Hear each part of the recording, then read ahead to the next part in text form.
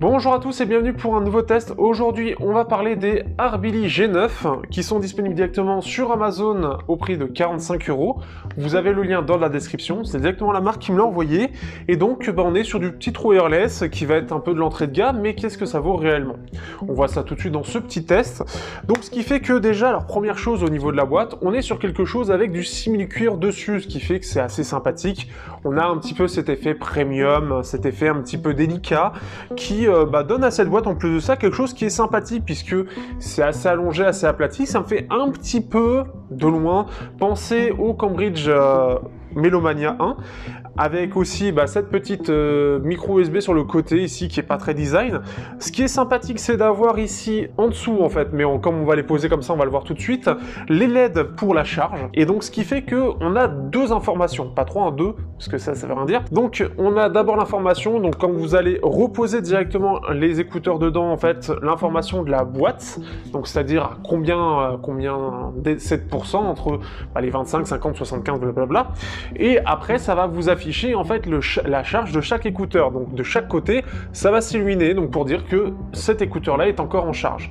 Donc deux choses en un, c'est plutôt intéressant et assez intelligent, surtout en termes de coût. On est sur des écouteurs assez simples, hein, puisqu'on va voir cet effet un peu AirPods entre guillemets, AirPods Pro avec ce côté tactile, hein, ce qui est plutôt bien pour 45 €. Mais ce qui est intéressant, voilà, c'est on est sur quelque chose qui est assez classique en termes de design.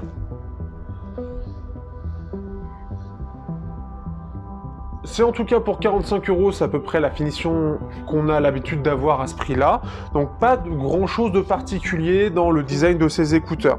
Ce qui est quand même bien, n'empêche, c'est d'avoir ce côté tactile, surtout puisque on va voir quelque chose qui est assez réactif en plus de ça, mais on n'a pas besoin de l'enfoncer comme les boutons. Ce qui est bien, c'est que ça devient vraiment abordable d'avoir ce côté tactile. Par exemple, les créatives, là-dessus, c'était un peu leur défaut, ils sont à 80 €, et on avait vraiment ce côté un petit peu désagréable que quand on appuyait, ça rentrait dans l'oreille. Ici, on a juste besoin de tapoter, tout simplement, d'effleurer pour qu'il y ait une réaction. On a les commandes classiques, hein, play, pause, changer de piste, volume, comme d'habitude, vous avez le manuel, bref, rien de spécial. C'est pas quelque chose que je regarde précisément, je préfère utiliser mon smartphone pour les commandes. Néanmoins, on a autre chose qui est intéressant au niveau de l'autonomie, on est sur quelque chose de ce moyen, d'assez classique, avec les 4 heures d'autonomie par charge, avec donc 20 heures dans la boîte. Donc quelque chose de tout à fait classique, rien de spécial. Après, ça va être surtout voir comment ça va vieillir dans le temps, comme d'habitude, c'est toujours la petite chose qui peut faire un peu peur. En tout cas, je mets toujours en garde là-dessus. Pour la partie sonore, on va faire assez vite. Clairement, on est sur une signature tout simplement en L, ce qu'on appelle en L, c'est-à-dire une très grosse basse et tout le reste en retrait. C'est malheureusement un peu le gros problème puisqu'on a une très, voire beaucoup trop grosse basse qui est présente. Alors pour ceux qui sont absolument pas dans la partie sonore, qui veulent juste quelque chose qui tape un peu pour le sport ou pour écouter un peu de musique en mode fun avec de l'électro, ça vous ira. Ceux qui seront un peu plus exigeants se tourneront vers d'autres solutions. Ici, le gros problème étant que je trouve que le driver, globalement, techniquement, est plutôt bon, mais le réglage a été très très mal fait. Parce qu'avec une basse qui doit être là et le reste qui est à peu près là, le problème étant que quand on a des musiques qui tapent pas trop dans cette sous-basse, ça va, ça rend plutôt bien, on a quelque chose qui est assez agréable, plutôt bien détaillé pour le prix.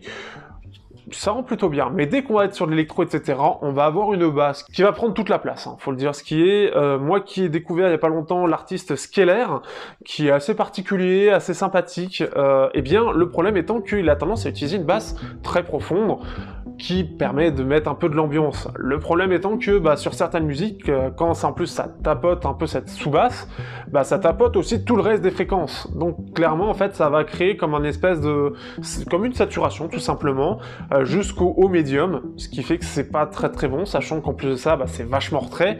Le peu d'informations qu'on a, elle est complètement bouffée par cette basse.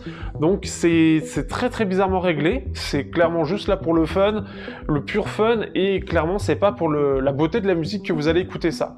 Donc après il faut aimer ça encore une fois, mais c'est un peu dommage parce qu'avec une basse un peu mieux réglée, on aurait pu avoir quelque chose qui soit globalement joli et fun, et un peu mieux vendeur pour moi. Là c'est pas le cas. Ce qui fait que ça dénote un petit peu tout ça. Et malheureusement, c'est son gros défaut, la partie sonore. Je tiens à ajouter quand même que c'est quand même plus technique que ce que proposait Pamu, avec les Pamu, je sais plus ce que j'ai testé dernièrement, j'ai plus le nom, mais le driver est clairement meilleur que ce que propose Pamu. Et c'est là où c'est un peu dommage, parce que c'est gâché. Dernière chose, on n'a pas d'aptX dedans, mais on a du USB-C et AC, c'est largement suffisant, et encore une fois, avec les problèmes divers et variés que l'on a sur le driver, vous y perdez pas vraiment au change. De toute façon, on est sur du 3 wireless. Clairement, le jour où vous êtes dépassé par du USB-C ou du AAC en termes de musique en 3 wireless, c'est pas demain. Donc, ne vous plaignez pas de ça en tout cas, mais sachez que ça passe pour tous les smartphones.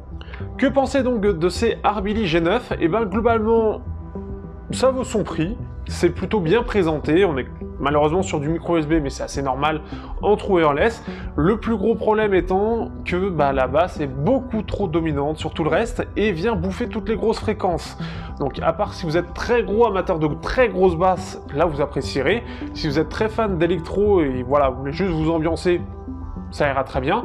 Par contre, si vous êtes un peu plus exigeant, passez votre tour, ce sera pas pour vous. En tout cas, clairement, c'est le truc qui m'a un peu choqué très vite en écoutant quelques trucs qui sont un peu basseux. Non, ce sera pas du tout pour moi. C'est un peu dommage, encore une fois. Bref, globalement, voilà, ça vaut son prix, mais avec ce défaut-là, à vous de voir de votre côté. J'espère que ça vous aura plu, et on se voit pour un prochain test. N'hésitez pas à liker, partager, commenter comme d'habitude, et puis si vous voulez me soutenir, encore une fois, vous avez tout, Tipeee, Utip, dans la description. Ce sera toujours avec grand plaisir.